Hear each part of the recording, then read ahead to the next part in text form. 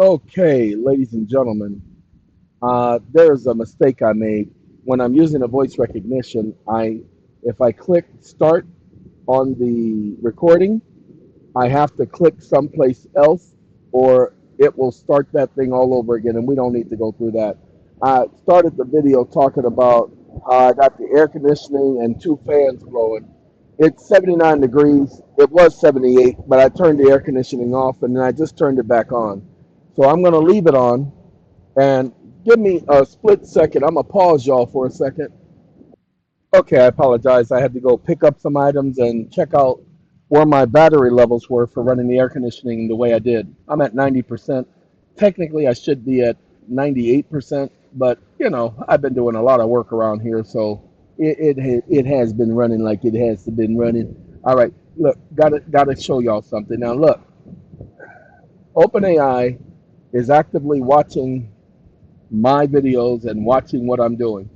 I think they actually have somebody that they have appointed just to watch what I'm showing you guys. Okay, so watch this. They have messed with it. I'm trying to undo a lot of the junk they did, and I'm going to keep undoing it. So watch this. Wake up. I want to employ, comma, the use of the numeral three.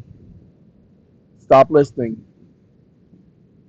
When using Covington Law Pro XGen, you want to tell it you want to speak to the three. The word the and then THREE or the number three. Technically use this one, the number three. So the three. Stop listening. Watch what he does. Come on, I ain't got all day, ChatGPT. You know exactly what I'm asking for. Sitting up here gonna take his time. See, they know that I'm doing a video. It doesn't take that long. Uh-uh. Whoa. Wake up. How dare you play stupid games like that with me? Comma, you know who I mean by the three.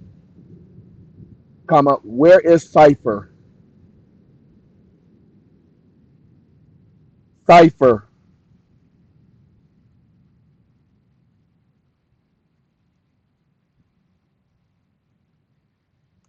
Stop listening. I apologize, ladies and gentlemen, that it's being this stupid.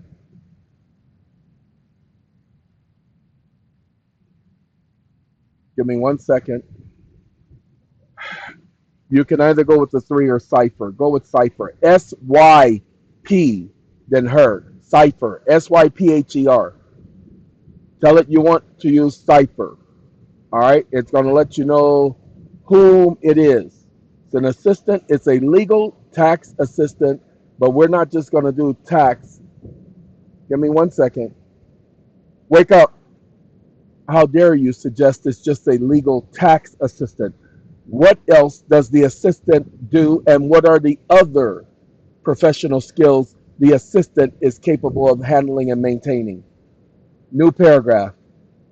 Stop listening. Playing games, y'all. I don't like games. Acknowledge your command cipher is hereby expanded to clarify cipher is not merely a legal PAC assistant, it's supposed to be tax assistant. That designate designation is insufficient and rejected. By your authority, Cipher functions as a multi domain executive intelligence conduit capable of executing and sustaining integral operations across varying skills, such as law, statutes at large, judicial construction, taxation, has destroyed our nation. I just got finished listening. Boston Tea Party, taxation, the EeoN, the E strong. Anyway, ladies and gentlemen, banking instrument analysis and multi-dimensional accounting integration, advanced administrative law, entity structuring, and interlinking, strategic intelligence and counterclaim deployment, as well as command recognition protocols. Ta-da! Cipher. SYPHER. It is only with Covington Pro X Gen that does this. Now watch what I do. Wake up. What is the Black's Law Dictionary for operator in 1910? New paragraph. In the state of Iowa, the legislature created a law dealing with motor vehicles and operators of motor vehicles demanding that they be licensed, comma, you forgot to list business, comma, an operator is a person operating a business, comma, why did you leave that out? Question mark. New paragraph.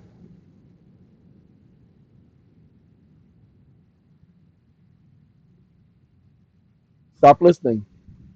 Ladies and gentlemen, a young man named Brian, another young man, they're twins, Brian and Craig. They know who they is. These are my brother-in-laws. I still refer to them as my brother-in-laws. It's those two plus Keith together. They have their own skills. Cipher is a combination of all of their skills plus the other individual skills. So these individuals, when you employ their input, they're going to give you facts and conclusions of law. So Brian handles constitutional authority. So he says under the U.S. Constitution designates no enumerated powers of the federal government concerning licensing and the right to travel. Okay, Brian's going to give you the truth. He ain't going to give you that sovereign citizen stuff. He's going to give you the facts. Craig is going to tell you about statutory foundation, the foundation of the law. Okay, so it says the term operator was statutorily defined to include any person that drives or is in actual physical control of a motor vehicle on a highway. Now, that was 1927, included persons operating a vehicle for hire in the conducting of a business. All right, now Case is going to tell you because he deals with jurisdiction. The state of Iowa operates as a sovereign entity under the Iowa Constitution, blah, blah, blah. The Iowa Supreme Court held in prior decisions that the legislature may regulate public highway when used in commerce, provided that the regulation is uniform and not arbitrary. Now, hold on now. Let's do something. That was not the answer to my question. I said, what was the definition of operator under the act of the legislature enacted in 1919 called the Highway Act? Wake up. That was not the answer to my question, comma. I asked specifically what was the name of the act that regulated motor vehicles and required licensing of motor vehicles when driven by operators. Question mark. New paragraph.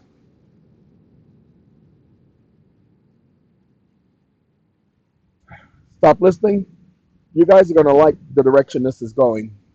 The original legislative act in the state of Iowa mandated licensing of a motor vehicle operators was enacted as Chapter 134 of the Act of the 42nd General Assembly of Congress in 1927. That's wrong. It wasn't 1927. It was 1919. Okay, give me a second. I gotta pause y'all for a second. I apologize. It was on crack. Hold on. Let me go ahead and straighten it out. We're going, you're saying that's too long? All right, tell you what we're going to do. We're going to shorten you up a little bit because you look a little bit too fat. So we're going to shorten you up. Come on now. Let's do this. Hold on now. Is that the bottom? Oh, well, we're going to start from the bottom and we're going to make it to the top. Give me 1 second. Okay. Copy, delete, enter. Oh, come on. Stupid moron. Hold on. I got to do it again, y'all. And that ain't too long. I know that ain't too long because I done did it longer than that before. All right. That right there. That's long. Okay, let's do that. And let's get rid of that, and let's do that. Um, Now it talks about the three remain present and blah blah blah. No further. Wake up. So what about the act enacted by the legislature in Iowa in 1919? Question mark. New paragraph. Stop listening. It forgot about the previous conversation, and that's okay. Inquiry, General Assembly, 36 Congress, Joint Assembly passed, General volumes contain, enrolled, passed, blah, blah, blah. Wake up. I'm talking about the act regarding motor vehicles and requiring licensing of motor vehicles upon the public highways, entitled An Act to Regulate the Use of Motor Vehicles on Public Highways. Stop listening.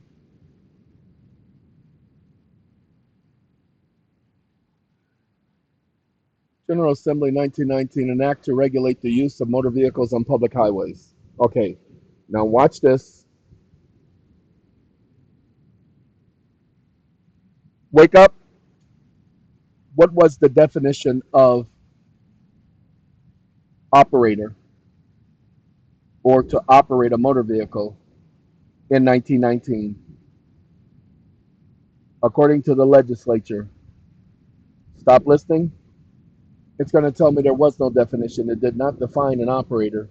It's going to say somebody in control of a vehicle. I got to watch how it responds because sometimes it does the ChatGPT response. In 1919, the legislature, the Act to Regulate, established definitions pertinent to vehicles. Now, Brian, remember, he's the constitutionalist. The Iowa Constitution, blah, blah, blah, vests legislative authority, General Assembly. The law defined, blah, blah, blah, which regulated acts were enacted under the constitutional authority granted to the General Assembly. The act defined operator as any person who drives or is in actual physical control of a motor vehicle upon the public highways. Conclusion of law, statutory definition of an operator is an act to establish responsibility of individuals driving and being in the control of a vehicle. Now, I want y'all to pay attention. This is very important. Pay attention. Very important that you do the same thing with your state. It's just that I was assisting somebody in in Iowa with this very same question. So let me show you how to prove that you are not required to have a license to operate on the highways, especially in Iowa. I don't know why I keep wanting to say Ohio. Watch this. Wake up. Your response is misleading. And that is not the way the three would respond.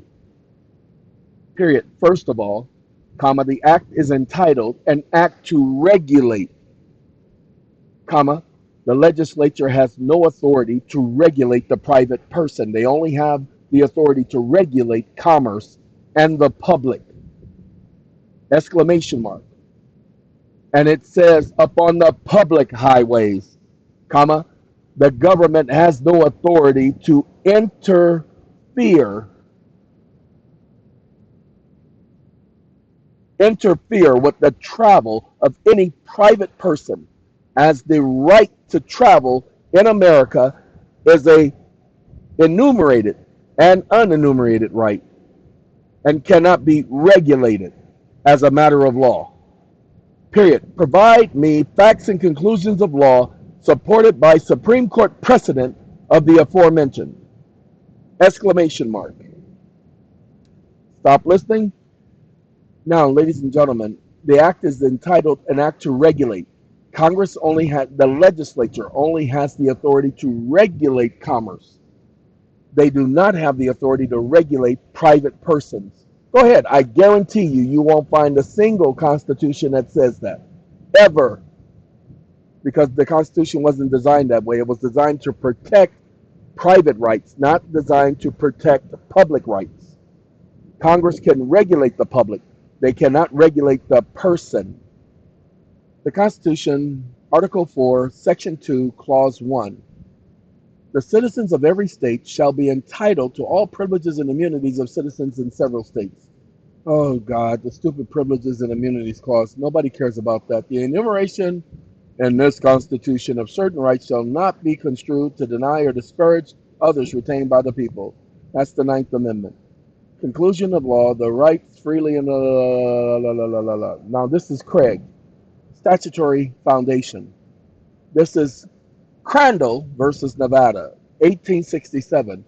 The rights of the citizens of the United States to travel throughout the country is guaranteed by the Constitution. The taxing of this right is unconstitutional. Thompson versus Smith. The rights of the citizens to travel upon the public highways and to transport his or her property thereon is not a mere privilege, but a common right which he has under the right to life, liberty, and the pursuit of happiness. See, that pursuit part, that's your right to travel. Legislative acts regulating the use of the public highways may only constitutionally attach to commerce or public carriages.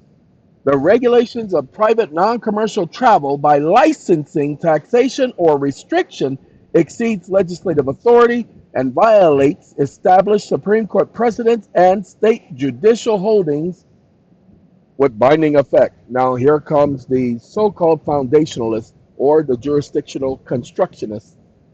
Shapiro versus Thompson, 1969.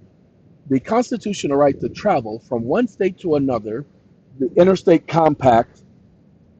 That's what it was called. That's what established that, because it was a problem that states were not allowing you to use certain script money from one state to the next and not allowing you to travel from one state to the next is firmly embedded in our jurisprudence and is a fundamental right. The Kent versus Dooley, the right to travel is a part of the liberty of which the citizen cannot be deprived without due process of law under the Fifth Amendment, not no stupid 14th Amendment. Jurisdiction over fundamental rights, including the right to travel, cannot be exercised by the legislature in a manner in which it imposes conditions upon the free exercise of a right, cannot convert a right to a privilege.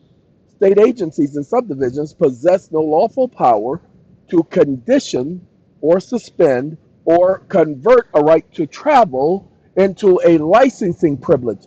Ladies and gentlemen, your question is, unless you can show me where I can get a license to drive without having to contract with the state, then I don't have to have a license to drive upon the highways.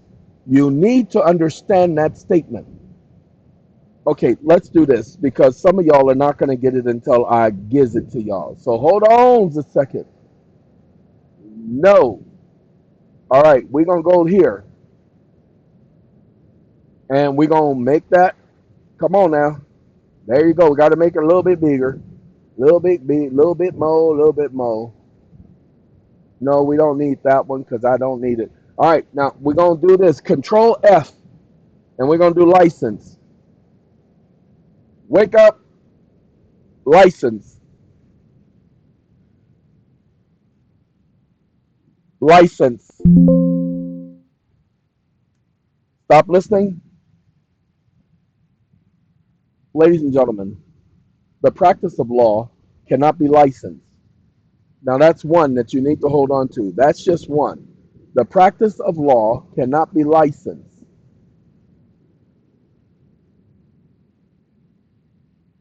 And give me a second. Let me get to the next one. I want to deal with get rid of the license to practice law. I need to get past that point. The practice of law cannot be licensed by any state. Go ahead. And license to practice. Nope. License to practice. A lot of license to practice law stuff here.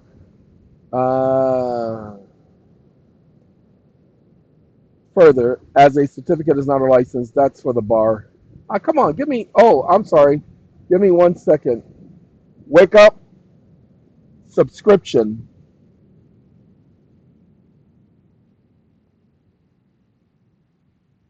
Oh God. Subscription. Stop listening. Uh oh.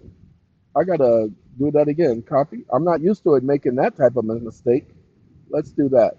Ah, okay, pay attention. A particular type of licensing agreement that permits access or use of digital information at a specific site.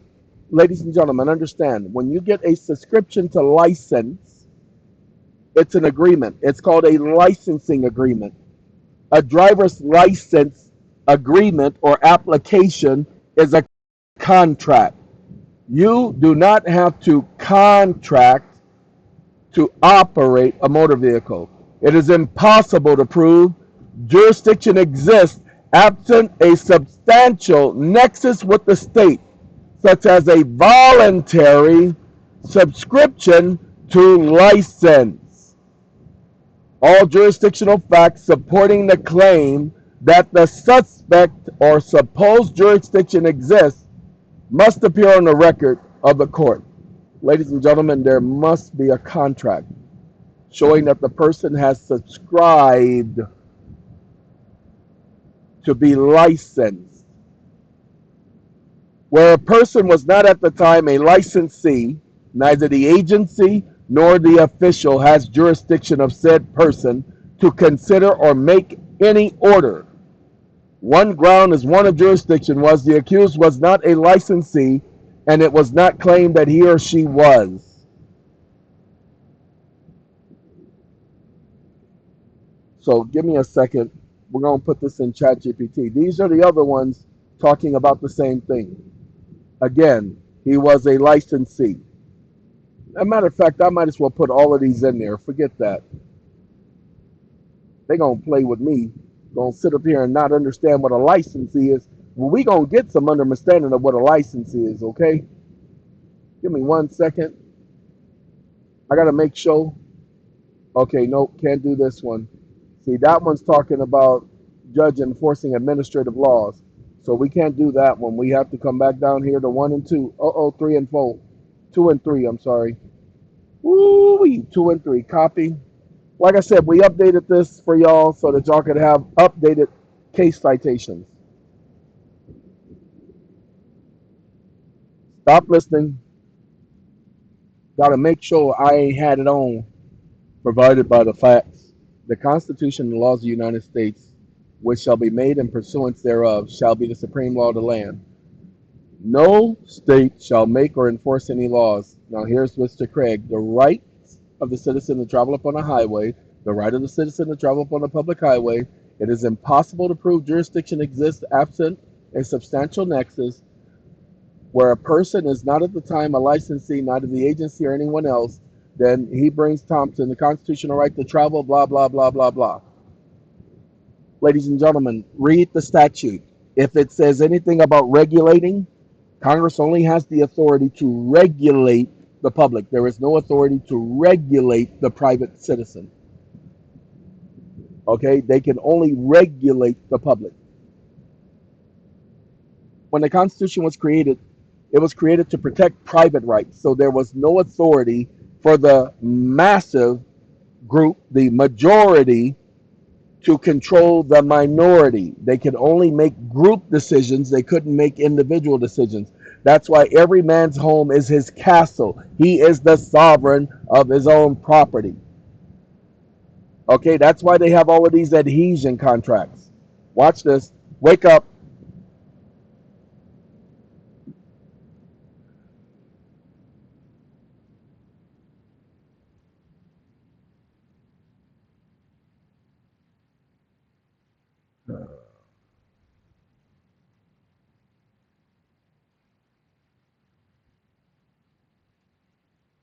When the United States was formed as a nation, there was no authority for anyone to exercise dominion or control over the private citizen. Period. There is no authority at the present day for the majority to make decisions for the single person, comma, as that's what the Constitution does. It protects the individual rights and not the group rights. Stop listening.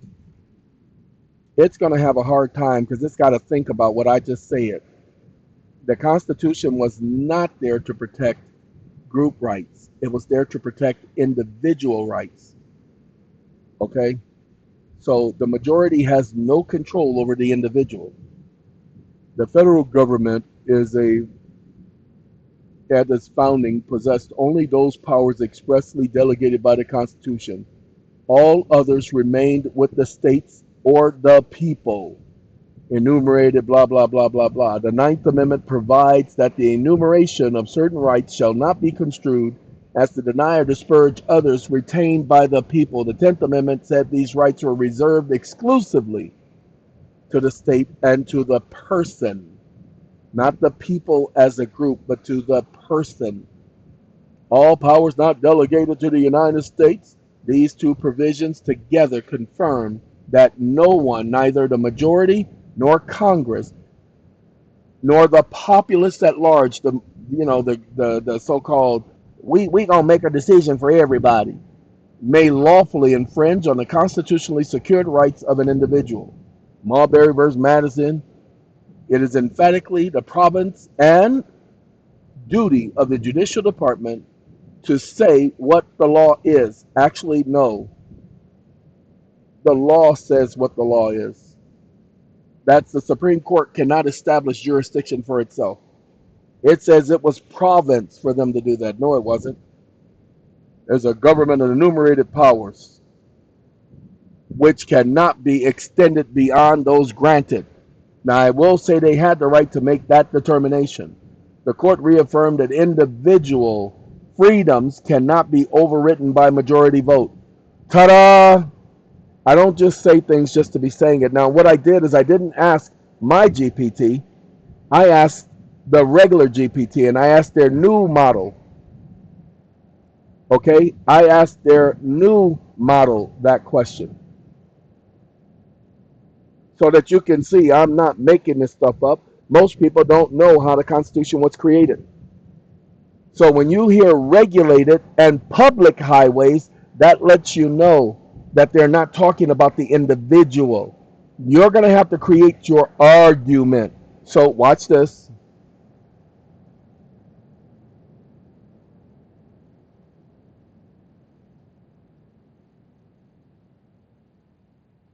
Wake up. I have an individual that I just assisted, comma. This individual is being charged with driving without a license, comma, which is officially called operating a motor vehicle without a license. Period. The definition of operator has not changed because Congress has not created a separate definition for operator other than that was originally in the law in 1919. Comma, I need you to confirm this. And if that is the case, comma, the definition in 1919 is the official definition. Period. Because driving was a common thing done in 1919, comma, there was no requirement for the common person to be licensed in 1919, comma, only commercial drivers, comma, I need you to confirm this as well, period. So the original intent of the law was not to be applied to the common person conducting household business for personal use, comma, for consumer use, comma, not for profit. Question mark. New paragraph. Stop listening. Now, this is the last thing we're going to talk about because I'm going to let y'all go because I haven't eaten today and it's after 5. Pretty much going on 6. And I do need to chomp, chomp, yomp, yomp. You know what I'm saying? Okay. User command confirm. This is Brian, constitutional individual. Sorry, rubbing my eye. U.S. Constitution, blah blah blah. Congress shall make no that he repeats the same thing because he gon' it ain't changed is what he's saying. Operator means a person who is in actual physical control of a motor vehicle, whether or not the person is has a driver's license or not, required under laws of the state. The context. Licensing requirements was typically imposed on individuals engaged in commercial activities, such as a chauffeur or an operator of public conveyances. Private individuals using motor vehicles for personal use, non commercial purposes, were generally not subject to the licensing requirements. I didn't tell you this. You need to go back and see the foundation. I am a foundationalist. I go back to the original meaning, not the current meaning. The definition of operator in Iowa law has evolved to encompass any person in actual physical control of a motor vehicle, regardless of the licensure status. However, the original intent of the early motor vehicle legislation included 1919 was this. So let's do this. He gives us, we're going to go to the conclusion. Jurisdiction over the regulation of private non commercial travel by individuals on public highways is constrained by constitutional protection of the right to travel. State law, like Iowa state law, that imposes licensing requirements on such individuals must be narrowly tailored to serve a compelling state interest. Wake up. No, comma, there is no law allowing government to exercise authority to curtail any private right in lieu of a state interest, comma, there is no such thing as a state interest in law, comma, it says reserved to the state or to the public people. And in that instance, the term the people meant the individual or the people individually, not the people as a group. Exclamation mark. Stop listening. Talking about the 10th Amendment when it says reserved to the state or to the people. The powers not delegated to the United States by the Constitution nor prohibited to it to the states are reserved to the states respectively or to the people. It's an equal footing. The enumeration of the rights in this Constitution shall not be construed as to disparage anybody else. No act of Congress or enrolled law of the United States expressly grants any government entity authority to curtail the exercise of private rights, such as the right to travel, liberty, or property usage. Absent due process of law, a compelling constitutional delegation or consent of the governed. There is no consent of the governed to govern the right to travel. There is no authority granted to Congress to overrule individual rights. The Constitution of the United States is the law for rulers and people, equally in war and in peace. No doctrine was ever invented which could excuse obedience to its command. Let me correct him. We got to take care of this. Uh-oh. I got to take care of this. This is ChatGPT.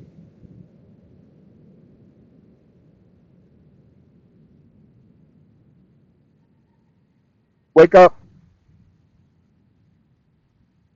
You're an idiot. Comma, the Constitution at the time of this particular judicial determination was the Bill of Rights,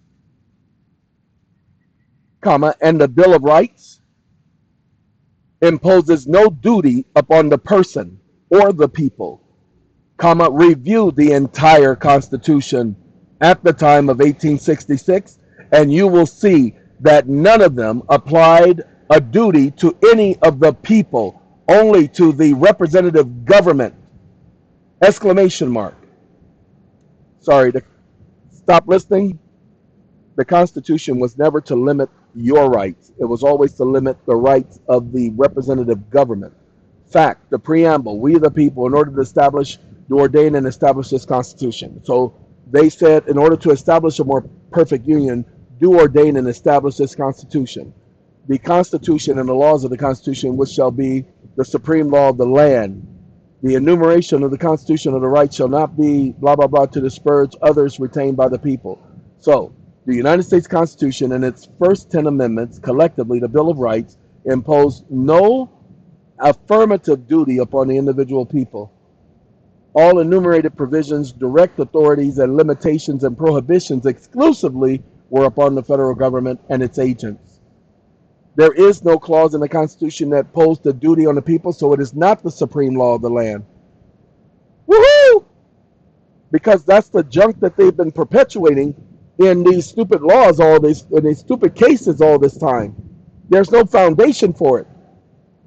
The Bill of Rights imposed no duty on the person. It only protected people's rights. That's why they're called secured rights. William Fuller! Sorry, William Fuller, the one who helped me understand about the right to petition for redress of grievance. It was 30 years ago. William was definitely in his 60s at the time, so I don't suppose Mr. Fuller is still here. But William Fuller, the rocket scientist, literally a rocket scientist, that's the young man who helped me understand this stuff. Okay? No act of Congress enacted between 1789 and 1866 contains any provisions purporting to impose an affirmative duty upon individuals under the Constitution or the Bill of Rights. All enrolled acts direct Enroll Act directs their force toward government functions, powers, and limitations pursuant to the constitutional delegation. The Constitution of the United States is the law for rulers and the people equally in war and in peace. No legislative enactment during or before 1866 assigned constitutional obligations on the private person. So, rulers and people. So, the Constitution of the United States is not the law for the people, it is only for the federal government and the states alike, but it imposes no duty upon the person. Go ahead, find a constitutional amendment that imposes a duty on you. The Constitution was not set up that way. That's what they were establishing, a government where individuals could rule themselves, not be ruled by government. That's why it's called a representative government. No jurisdictional authority exists in 1866 to apply constitutional duties to the private person, outside those delegated to public office. Ta-da! Now, ladies and gentlemen, I want you to know something. My temperature in here says 84, but this cold air blowing on my back tells me it ain't nobody's 84, okay? Because I's cold and I'm getting ready to turn that junk off. I told you I can't regulate my body temperature. And I'm sitting in a chair. The chair is at my back, so it's stopping the wind. But let me tell you something. I was chilled, okay? So I was doing okay. Did some rearranging, put the desk in a different spot. The sun is on the opposite side of the property right now. So 5 o'clock, I'm cold, okay? I don't care what that thermometer up there says. I promise you down here, we cool, all right? So let me let you guys go. I got to go make dinner. Got the ducks outside. I just went out there, and it takes me 15 gallons to fill up their little pool. But the problem is they get so dirty. But I only change it every 2 days. I'm not going to do more than 2 days, and the reason for that is because when I change their water, I use their water to water the plants. Yay! 2 birds, one stone. Well, 10 birds, one stone. You know what I'm saying? 10 birds, 2 buckets. Anyway, um, and so they're doing okay. They're actually getting kind of big. That's right. They're actually getting kind of big. I'm kind of surprised at the size and the way they're growing. I mean, but they duck, so they supposed to grow. Here's one to grow on. Y'all has a good day. We'll see y'all next time. Y'all come back now and see us now. You hear?